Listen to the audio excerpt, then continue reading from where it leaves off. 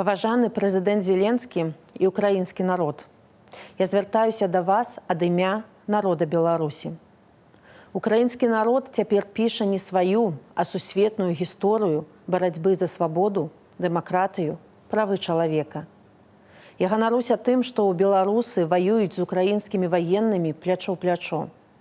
Я ганаруся тым, што беларусы ўдзельнічаюць у партызанскім руху, нават пад пагрозай расстрэлу.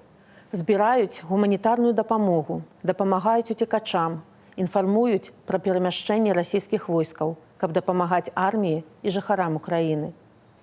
Я веру, што Расія атрымае паразу, а Украіна адновіць сваю тэрытарыяльную цэласнасць і абароніць незалежнасць. Беларусы ўвесь гэты час будуць з народам Украіны. Але беларусы – гэта не Лукашенка. Лукашенка – ганьба маёй краіны. Ён даў дазвол на запуск ракет з тэрыторыі Беларусі па ўкраінскіх гарадах. Ён анансаваў разгортванне сумеснай групоўкі ўзброеных сіл з Пуціним і дапусціў, каб на тэрыторыі Беларусі было яшчэ больш расійскіх войскаў. Гэта ён і Пуцін уцягваюць нашу краіну ў вайну і хлусяць, што пагроза ідзе з боку Украіны. Што Лукашенка абвесціць заўтра ці паслязаўтра, невядома, бо ён ужо не прымае рашэнне. За яго гэта робіць Крэмль. Менавіта Лукашенка ўцягвае Беларусь у гэтую пятлю і залежнасць ад Расіі. Але ніхто не можа паняволіць беларускі народ.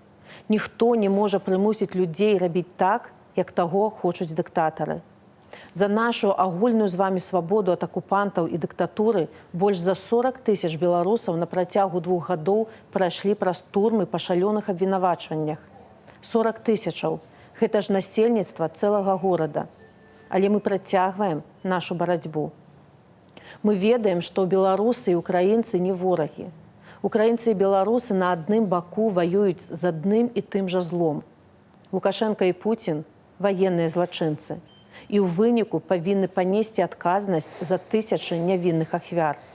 А Беларусь павінна выйсці з ваенных, палітычных і эканамічных саюзаў з Расіяй, якія перашкаджаюць нацыянальным інтарэсам нашай краіны.